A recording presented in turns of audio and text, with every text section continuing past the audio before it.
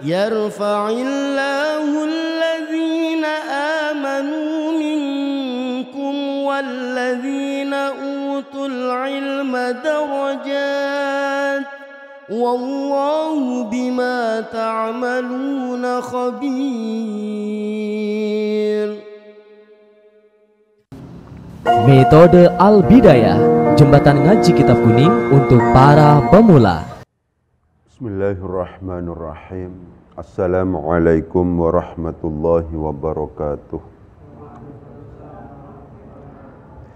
Al-Fatihatu sanna bil Mustafa Muhammadin sallallahu alaihi wasallam.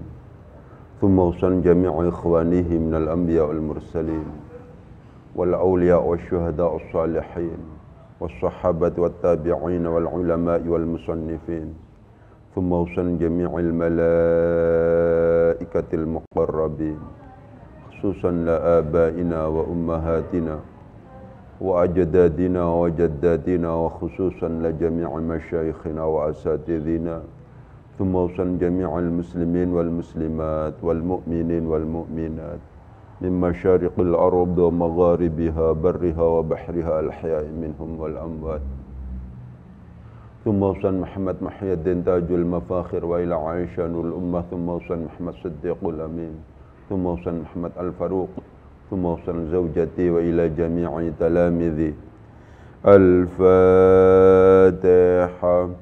أعوذ بالله من الشيطان الرجيم. بسم الله الرحمن الرحيم.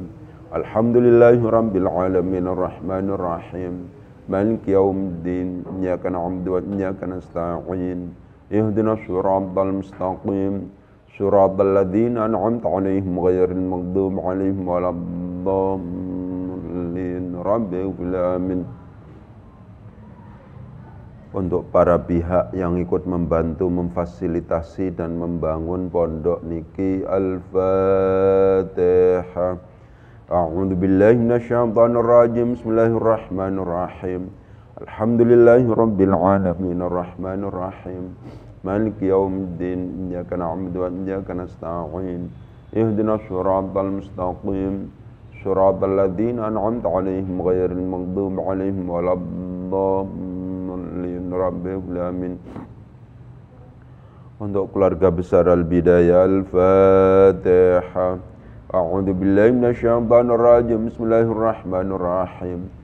Alhamdulillahi rabbil alamin arrahmanir rahim maliki yaumiddin iyyaka na'budu wa iyyaka nasta'in ihdinas siratal mustaqim siratal ladzina an'amta 'alaihim ghairil maghdubi 'alaihim waladdallin rabbil alamin. Untuk para ahli nahwu, untuk para ahli fikih, untuk pengarang kitab Fathul Mu'in, pensyarah kitab Fathul Mu'in, penerjemah kitab Fathul Mu'in, pengkaji kitab Fathul Mu'in, dan untuk para pemirsa yang ada di rumah. Al-Fatihah. A'udzu billahi minasyaitonir rajim. Bismillahirrahmanirrahim. Alhamdulillahi rabbil alamin arrahmanir rahim maliki yaumiddin iyyaka na'budu wa iyyaka nasta'in ihdinas siratal mustaqim siratal ladzina an'amta 'alaihim ghairil maghdubi 'alaihim waladdallin rabbil alamin. Bismillahirrahmanirrahim. Wayajibu dan wajib. Wayajibu dan wajib aidan dengan juga. Wajib alaman atas orang marra yang telah lewat siapa man, yang telah berlalu siapa man. Marra yang telah berlalu siapa man. Apa yang wajib fa'il dari yajibu? Apa nahyuhu? Mencegah, melarang, sobi, mencegah sobi anil muharramati, dari hal-hal yang diharamkan.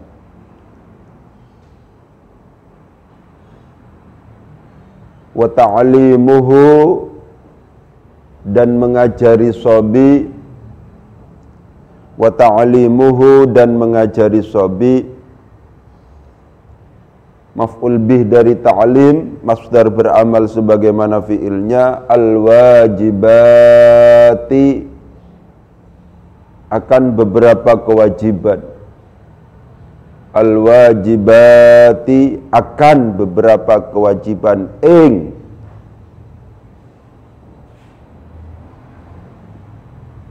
wa nahwaha dan semisalnya wajibat,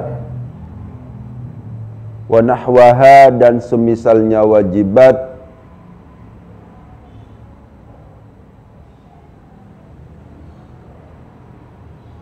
min sa'ir syara'i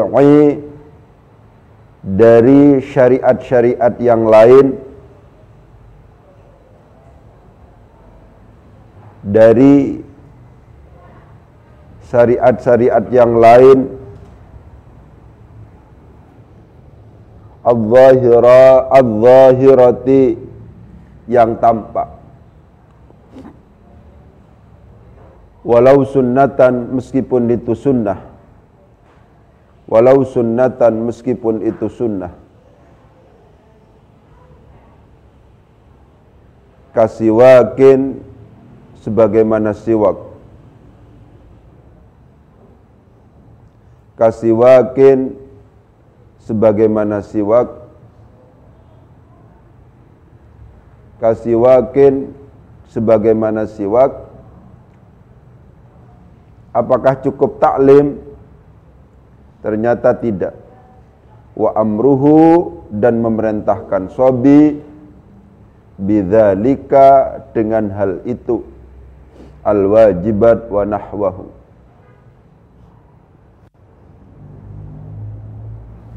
Kita analisis dulu.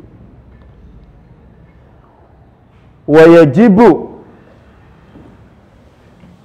perhatikan, yajibu asalnya ini adalah wajib.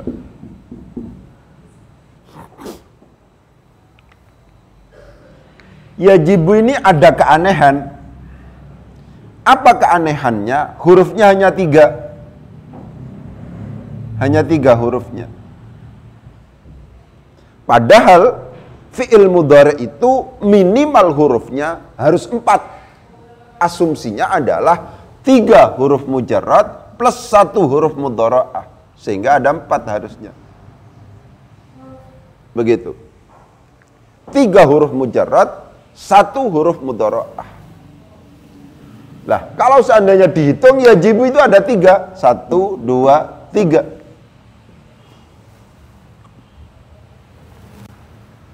Begitu.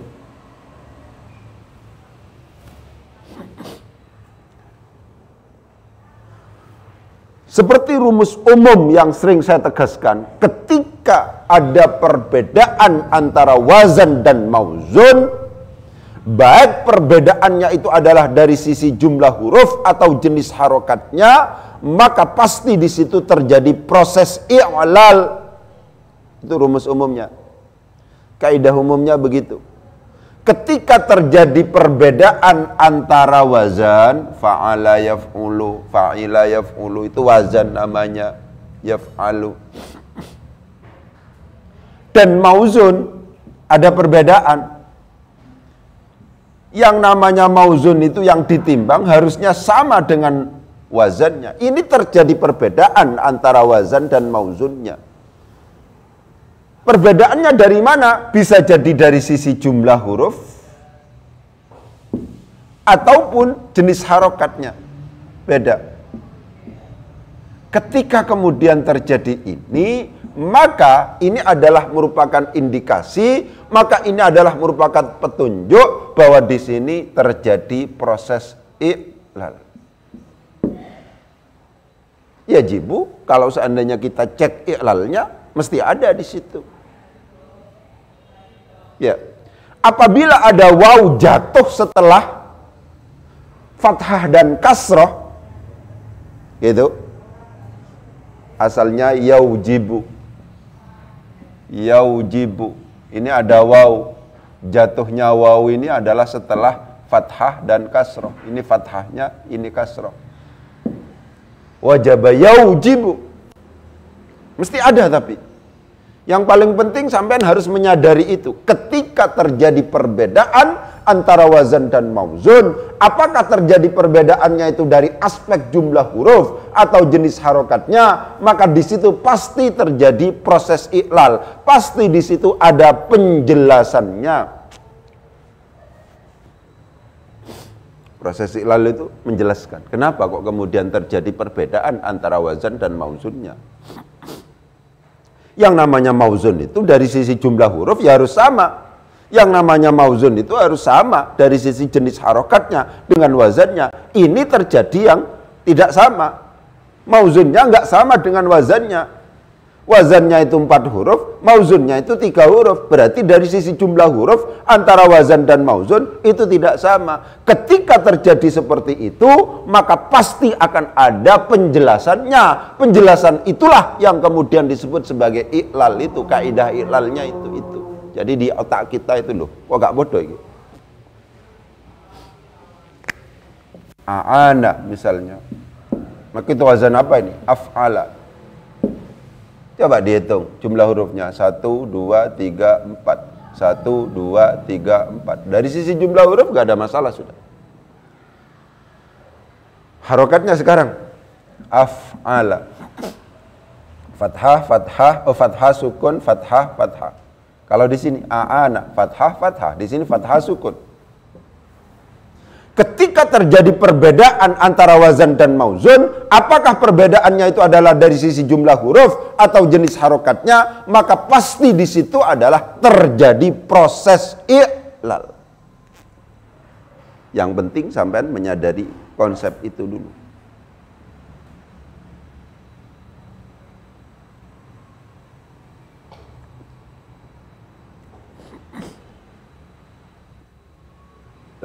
Kalau seandainya dicek ya apa proses ilalnya? Yaitu idza waqa'atil wawu ya ini. Tidak iya.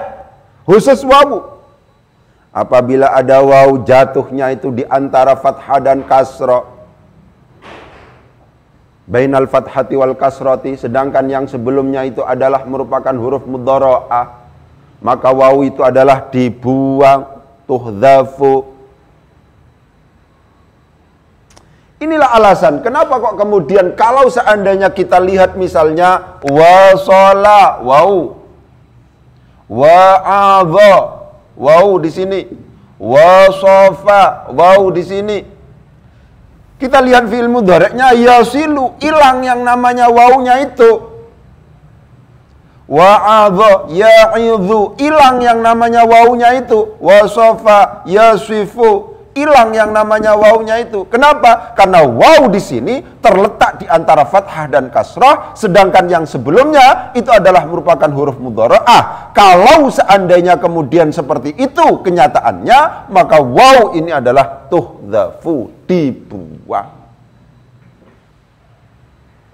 Asalnya yausilu, asalnya yau'idhu, wa'adha yau'idhu, wasofa yausifu.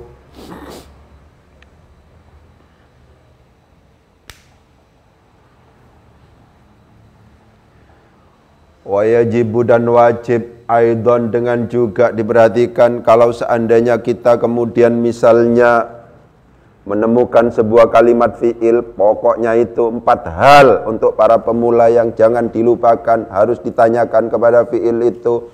Pertama, fi'il ini madhi, mudhari' atau amar. Yang kedua, mabni atau mu'rab. Yang ketiga, maklum atau majhul. Yang keempat adalah lazim atau muta'addi.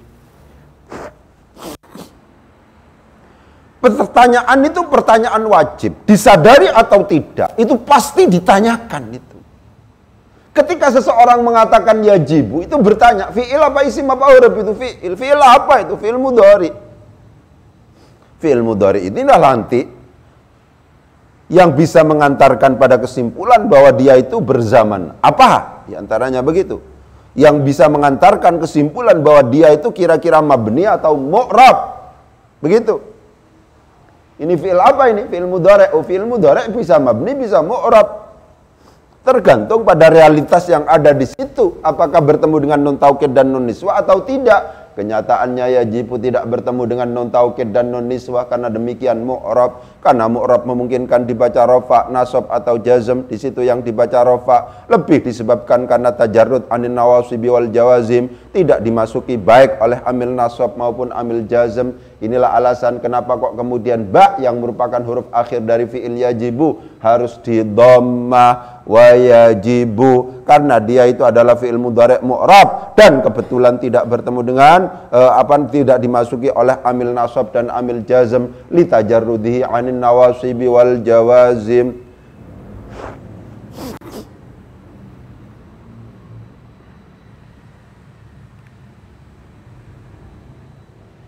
Wajibu dan wajib aidan dengan juga.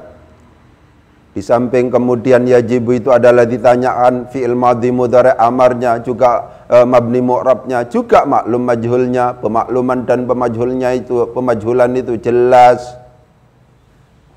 Kalau seandainya sebuah lafadz kok kemudian dilafadz, sebuah tulisan dilafadkan dengan menggunakan kaidah dhamma awal huwa kusira ma qabla al-akhir, dhamma kullu mutaharrikin wa kusira ma qabla al-akhir, dhamma awal wa futiha ma qabla al-akhir. Kalau seandainya dilafadkan dengan menggunakan kaidah itu, maka itu adalah itu majhul, karena majhul butuh naibul fa'il. Kenyataannya yajibu ini tidak diikutkan pada kaidah itu, tidak diikutkan pada kaidah dhamma awal huwa futiha ma qabla al-akhir. Karena demikian ini adalah maklum, karena maklum butuh fa'il. Jangan lupa itu, dan penting untuk kemudian ditegaskan bahwa fa'il tidak selalu harus datang atau jatuh setelah langsung fi'ilnya. Memungkinkan ada fasil, ada fasil, ada fasil.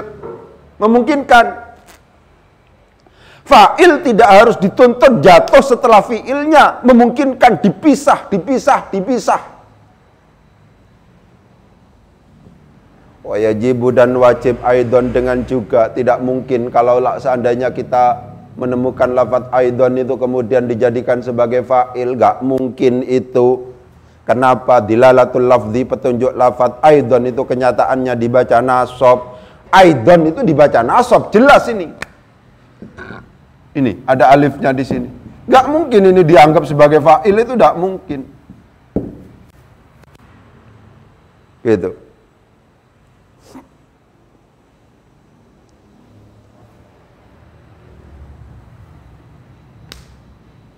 Nah, aidan itu jadi apa? Dalam konteks inilah kita penting untuk kemudian membaca kitab-kitab yang di situ itu menjelaskan hal-hal yang kalau seandainya tidak pernah kita baca itu tidak faham kita.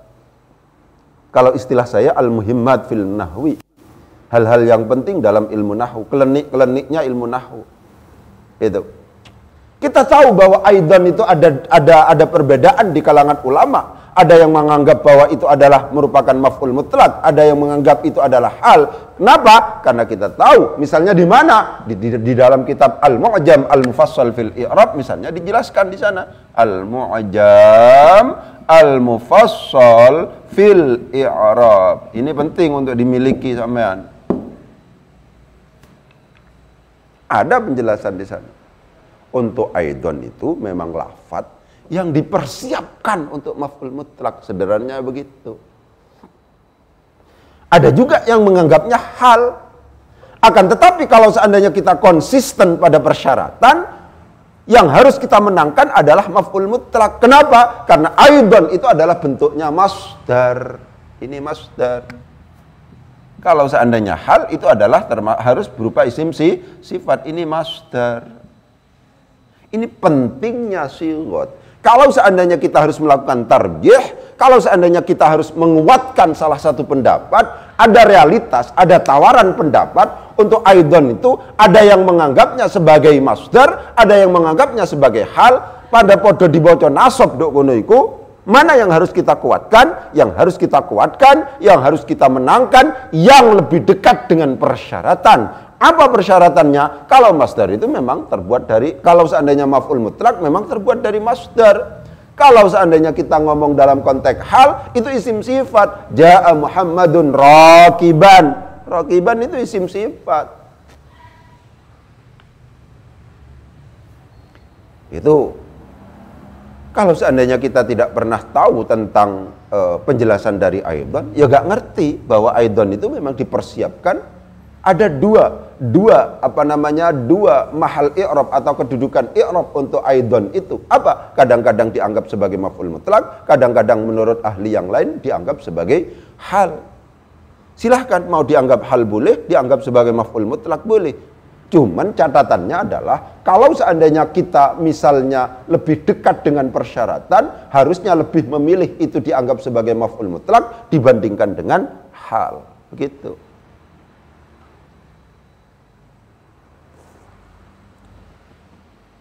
Pokoknya yang penting hafalan sampean. Terus hafalan.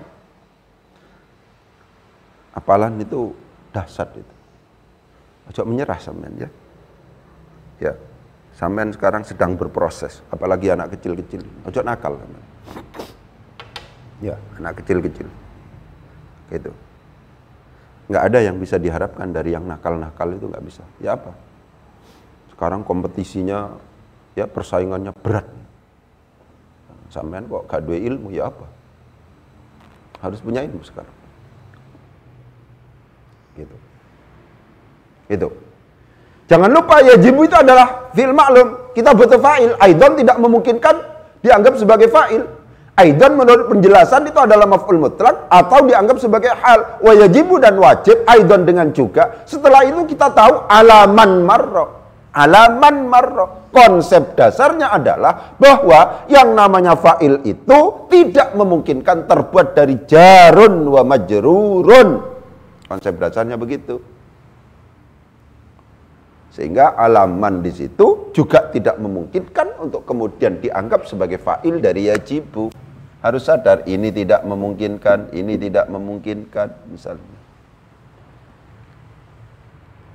Mana fa'ilnya? Ternyata di sini nahyuhu.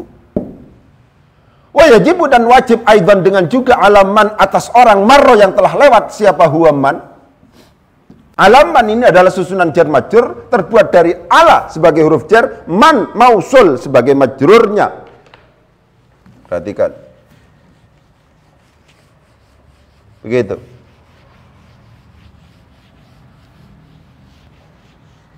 Jadi konsepnya adalah ketika kita menemukan fi'il dan fi'ilnya itu fi'il maklum butuh fa'il. Fa'il tidak harus jatuh langsung. Boleh dan memungkinkan untuk difasil, memungkinkan untuk kemudian dipisah lagi.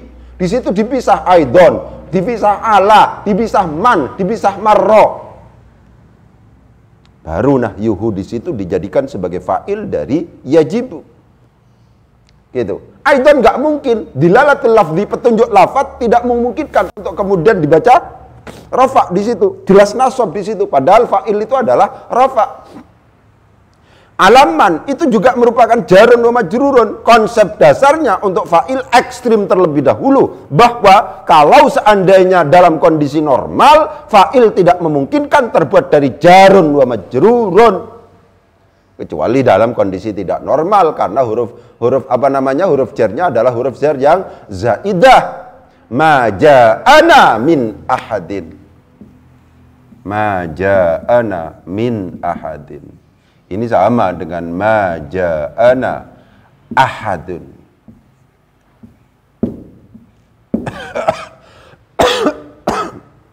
Ini fa'il ini, meskipun jar majrur. Tapi konsep dasarnya hanya ada pada zaidah. Begitu. Ya.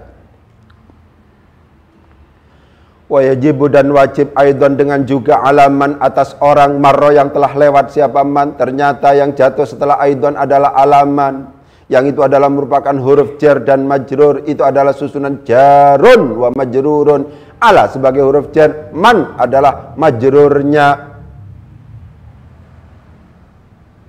Man sebagai majrur ternyata itu adalah merupakan mausul. Kenapa kalau mausul? Ya harus diberi kelengkapan. Apa kelengkapannya? Silatul mausul dan aid. Dimanapun tempatnya, kalau seandainya kita sudah menyimpulkan bahwa man di sini adalah mausul, ya harus diberi dong yang namanya silatul mausul dan aid. Apa silatul mausul itu? Silatul mausul itu adalah jumlah baik fi'liyah maupun ismiyah yang jatuh setelah isim mausul. Apa a'id itu? A'id itu adalah dhamir baik baris maupun mustatir yang terdapat dalam silatul mausul yang dikembalikan kepada isim mausul. Marra di sini adalah fi'il, fi'ilnya adalah fi'il madhi di sini. Seperti yang sering saya katakan, setiap fi'il pasti membentuk jumlah. Tidak ada fi'il yang tidak membentuk jumlah. Kenapa? Karena fi'il memiliki kemampuan untuk menyimpan dhamir. Meskipun dalam kesendiriannya, fi'il itu bisa dan memungkinkan untuk kemudian dianggap sebagai jumlah.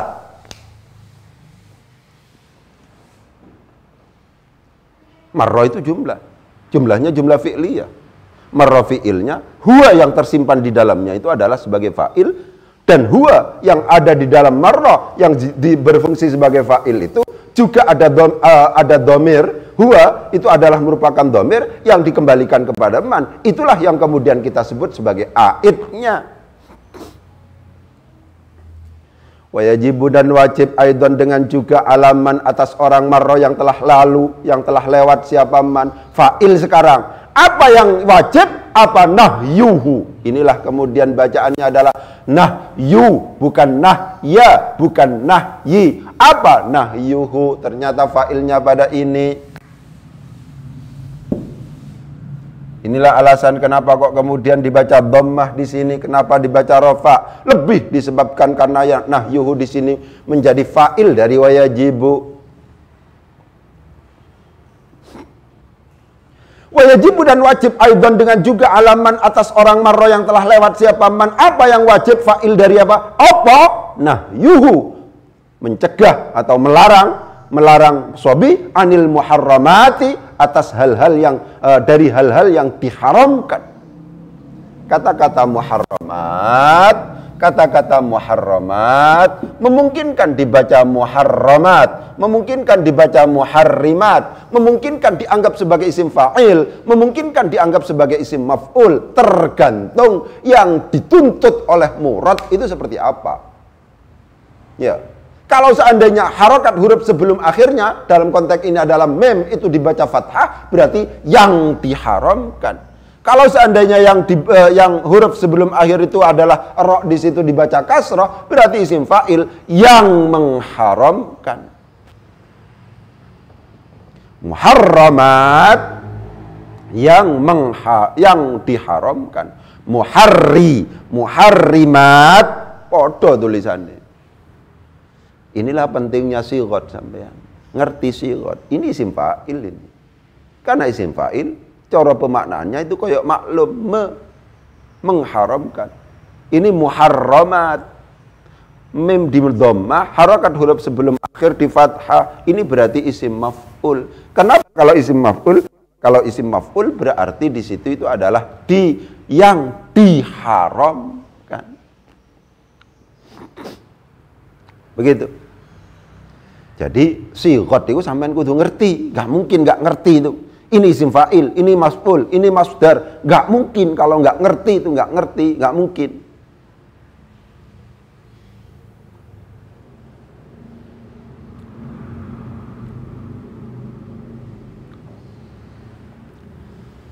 Wajibu dan wajib aidan dengan juga alaman atas orang marra yang telah lewat siapa man. Apa yang wajib fa'il dari yajibu, apa nahyuhu, mencegah sobi anil muharramati, dari hal-hal yang diharamkan. Diharamkan.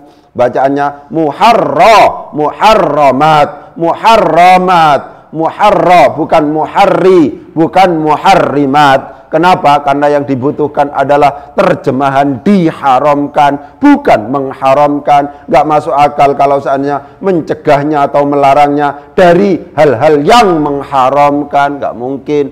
Hal-hal yang diharamkan. Karena demikian maka yang kita butuhkan adalah isim maf'ul, bukan isim fa'il. Tulisan antara isim fa'il dan isim maf'ul itu sama. Harrama yuharrimu tahriman, tahrimatan, tahraman, tihraman, muharraman, fahuwa muharrimun, wa dhaka muharramun, fahiya muharrimun wa tilka muharramatun.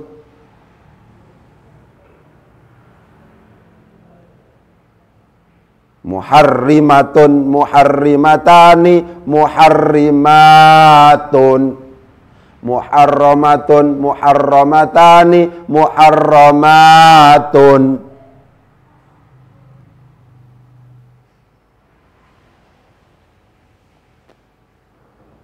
Anil muharramati, mencegah sobi dari hal-hal yang diharamkan. Wa ta'alimuhu, wawunya waw atof yang jatuh setelah huruf atof namanya maktuf. Maktuf cara bacanya disesuaikan dengan maktuf alaih. Pengatofan seperti yang sering saya katakan itu bisa terjadi pada kalimat fi'il, isim atau huruf atau jumlah sama. Jadi tawabi yang atof ini memungkinkan beroperasi, diaplikasikan, diterapkan dalam konteks fi'il, dalam konteks isim, dalam konteks huruf, itu memungkinkan. Yang penting adalah pengatafan isim harus pada isim, pengatafan fi'il pada fi'il, pengatafan huruf pada huruf. Itu yang penting. Kemudian ketika isim, itu harus diperhatikan. Ini lagi-lagi harus ngerti sighah. Ta'lim itu apa? Ini masdar. Berasal dari fi'il madhi apa? Allama yu'allimu ta'liman. Ini masdar berarti. Kenapa? Ya masdar harus diatofkan kepada masdar. Isim fa'il isim sifat harus diatofkan kepada isim sifat. Cari yang masdar sekarang. Mana yang masdar? Nah, yuhu ini adalah masdar. Karena demikian, karena ini yang masdar, maka inilah yang kemudian dianggap sebagai ma'tufun alaihi. Ta'lim itu masdar. Ya, maktufnya yang masdar, cari maktuf alaihnya. Ini dijadikan sebagai maktuf. Maktuf yang maktuf yang merupakan bentuk masdar, itu maktuf alaihnya dicari yang masdar juga. Mana masdar maktuf alaihnya? Nah, yuhu di sini. Nah, yuhu jadi apa ini? Jadi fa'il dari yajibu. Karena jadi fa'il, maka harus dibaca apa? Dibaca rafa. Inilah alasan kenapa di sini kok dibaca wa ta'limuhu. Kenapa? Karena pengatofan itu isim harus sama dengan isim dan sighotnya harus pada umumnya itu adalah disamakan. Masdar sama-sama masdar, isim sifat sama-sama isim sifat.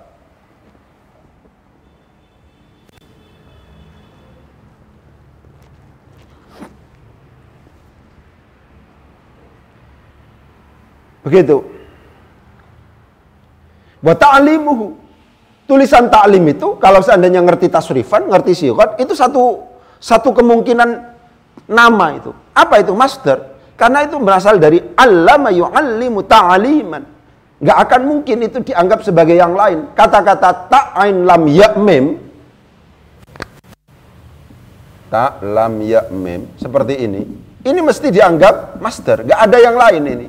Ini satu kata, satu kemungkinan. Seperti muharramat kan ada banyak kemungkinan itu.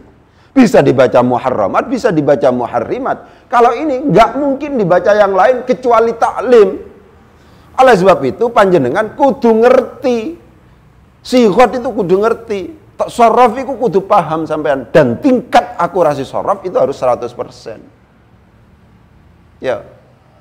Begitu jumpa, itu langsung paham. Oh ini masdar ini. Begitu jumpa, itu langsung ngerti. Ini masdar. Caranya bagaimana? Itu yang sering saya katakan, kalau pembelajaran sorof itu di kita itu, karena sorof kita yakini lebih banyak pada keterampilan dibandingkan dengan kemampuan. Ada sih kemampuan, tapi itu tingkat tinggi. Yang paling penting itu keterampilannya. Karena demikian apa? Setiap hari kebijakan kita, apakah yang sudah bisa atau yang belum bisa, itu selama 15-20 menit itu membaca bersama-sama. Allama yu'allim. Setiap hari begitu. Bahkan ada anak yang mungkin sudah malas untuk mengatakan, tapi dengar dia. Dengar. Ya, kegiatan itu sak pondok pada waktu itu tidak ada yang lain kecuali tasrifan. Ya, sehingga meskipun misalnya dia malas tidak mengucapkan, dia dengar. Fa'ala yufa'ilu taf'ilan taf'ilatan taf'alan. Lebih banyak keterampilan dibandingkan dengan kemampuan. Sehingga kurang bijak, kurang bagus kalau seandainya kemudian misalnya kita hanya al-amthilatut tasrifiyah itu kemudian misalnya sudah hafal, mulai awal sampai akhir, setelah itu selesai, nggak pernah dilatihkan. Ya, harus dilatihkan. Begitu.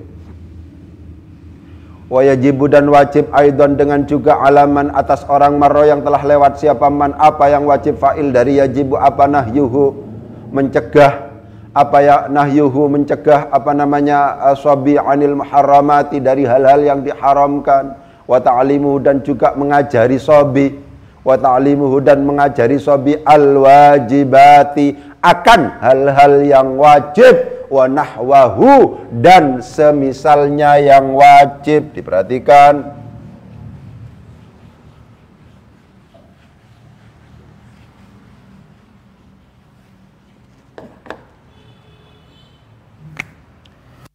Wa ta'limuhu al-wajibati. Ya. Ini masdar. Ini maf'ul bih. Ini namanya masdar yang beramal sebagaimana fiilnya. Ini masuk dalam kategori i'malul masdar. Pengamalan dari masdar. Masdar memungkinkan beramal sebagaimana fiilnya. Maksudnya apa? Masdar itu punya fa'il. Masdar itu punya maf'ul bih. Secara umum begitu. Masdar beramal sebagaimana fiil. Secara umum konsepnya adalah ketika kemudian penjenengan misalnya ngerti ini fa'il, ngerti ini naibul fa'il, misalnya ngerti ini adalah maf'ulun bihi, ngerti itu, maka pertanyaannya itu adalah ini fa'il dari fi'il yang mana, ini naibul fa'il dari fi'il yang mana, ini maf'ul bih dari fi'il yang mana. Karena memang yang punya fa'il, konsep dasarnya, yang punya naibul fa'il, yang punya maf'ul bih, itu fi'il.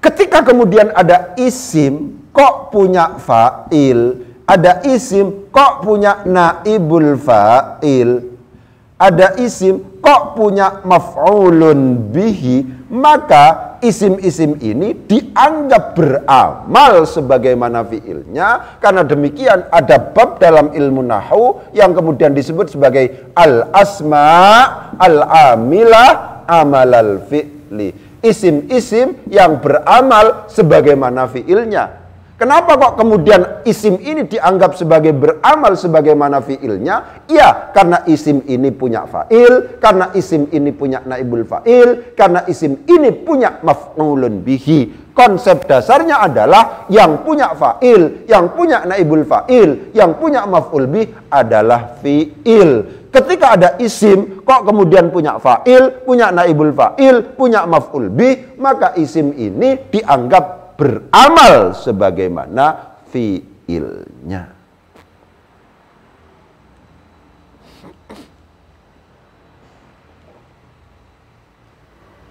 Secara umum al-asma al-amil amal al-fi'li itu dibagi menjadi dua. Ada yang masuk dalam kategori isim sifat, ada yang masuk dalam kategori masdar. Kenapa kok kemudian dibedakan, Ustaz? Karena memang persyaratannya itu beda. Kalau yang isim sifat, isim fa'il, isim maf'ul, sifat musyabah bismil fa'il, isim mansub, kalau seandainya beramal sebagaimana fi'ilnya, itu kena kaidah apa? Wa waliya istifhaman au harfa nida au nafyan au jasifatan au musnada. Kalau masdar lain kaidahnya.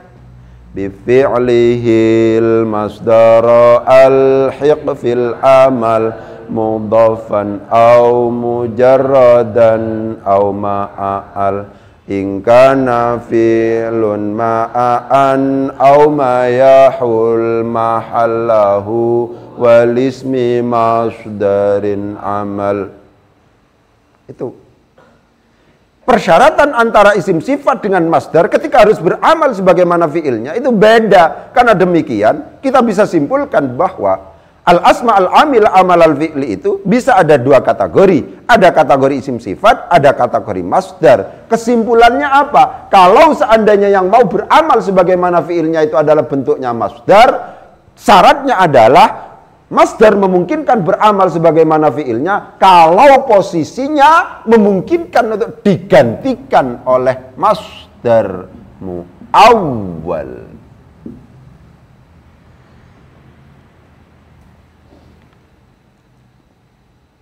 Begitu. Ya.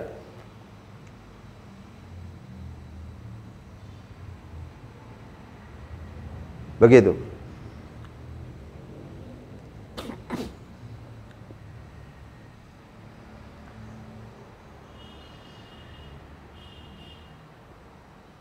Jadi kalau seandainya itu kemudian misalnya dirubah menjadi apa namanya? Menjadi masdar muawwal, ya ta'lim dirubah. Fiilnya apa? Misalnya wa ayyu'allimahu wa ayyu'allimahu, ini in kana fi'lun ma'an, apabila posisinya digantikan, memungkinkan digantikan oleh fi'il beserta an, ayyu'allimahu alwajibati. Jadi kita tahu bahwa hu yang ada pada lafaz ta'limuhu yang dikembalikan kepada sobi, awalnya ini adalah merupakan maf'ul bih pertama, kemudian al-wajibat itu adalah merupakan maf'ul bih yang kedua. Wa ayyul alima, dan hendaknya mengajarkan siapa man, begitu kan? Marra hu akan sobi al-wajibati akan ingnya dua. Yu'allima, ta'lim itu adalah merupakan maf'ul dua. Disitulah kemudian kita kenal hu di situ di dalam ta'limuhu itu adalah maf'ul bih fil lafzi wal makna di situ, ya. Fa'ilnya kemana? Fa'ilnya dianggap dibuang, ya. Wa ayyu'allimahu ta'al wajibati. Wa ayyu'allimahu al-wajibati. Begitu. Pokoknya yang paling penting ngerti. Oh, ta'lim itu masdar. Allama yu'allimu ta'liman. Memungkinkan untuk kemudian beramal sebagaimana fiilnya. Ada persyaratan? Ada. Kapan itu? Persyaratannya apa? Apabila posisinya memungkinkan untuk digantikan oleh masdar muawwal. Ta'lim itu kalau seandainya kemudian dirubah menjadi wa ayyu'allimahu al-wajibati. Wa ayyu'allima, dan hendaknya mengajarkan siapa man marra hu akan sobi al-wajibati, akan hal-hal yang wajib. Kalau seandainya kita lihat seperti itu, ta'limuhu di situ, hu yang ada itu kalau seandainya kita lihat di masdarnya itu menjadi mudhaf ilaih, tapi sebenarnya itu adalah maf'ul bih fil makna.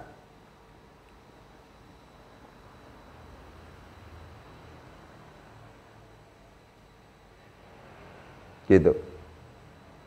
Wa ta'limuhu al-wajibati. Al-wajibati itu adalah maf'ul bih yang kedua dari ta'lim, dari masdar yang beramal sebagaimana fiilnya. Al-wajibati akan hal-hal yang wajib. Wa nahwahu, wawunya di situ adalah wawu ataf yang jatuh setelah huruf ataf, namanya ma'tuf.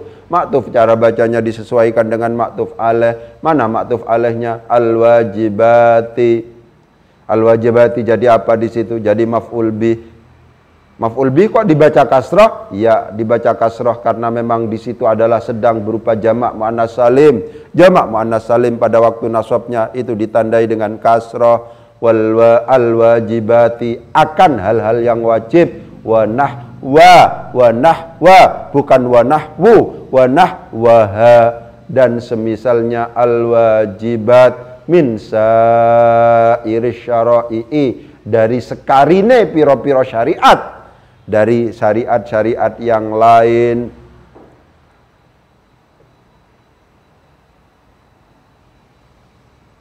Begitu. Adz-dzahirati yang zahir. Ya. Begitu. Walau sunnatan, meskipun itu sunnah. Jadi khabar di sini, walau kanat sunnatan. Walau kanat, meskipun ada apa? Syara'i atau al-wajibat, khabar dari kana adalah sunnatan. Jadi ada realitas di mana kana plus isimnya itu dibuang, yang tersisa adalah khabarnya. Ini contohnya. walau kanat sunnatan, walau sunnatan. Sunnatan jadi apa di situ? Jadi khabar. Dari mana? Dari kana yang dibuang. Kana plus isimnya dibuang, yang tersisa hanya khabarnya saja.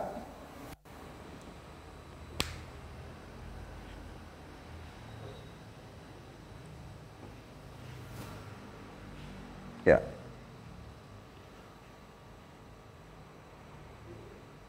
Kasiwakin seperti siwak. Ya. Wawunya wawu ataf yang jatuh setelah huruf ataf namanya maktuf. Maktuf cara bacanya disesuaikan dengan maktuf alaih. Apa hanya ngajari saja? Tidak. Ya, wa amruhu dan juga wa amruhu ditaklim di situ bidzalika dan juga ngajari sobi bidzalika dengan hal itu. Dzalik ini enggak ada alifnya. Nah, gitu.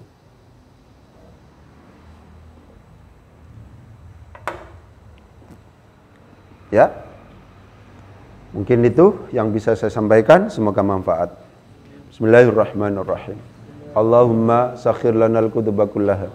Allahumma sakhir lana al-kutuba kullaha. Allahumma sakhir lana al-kutuba kullaha. Amin.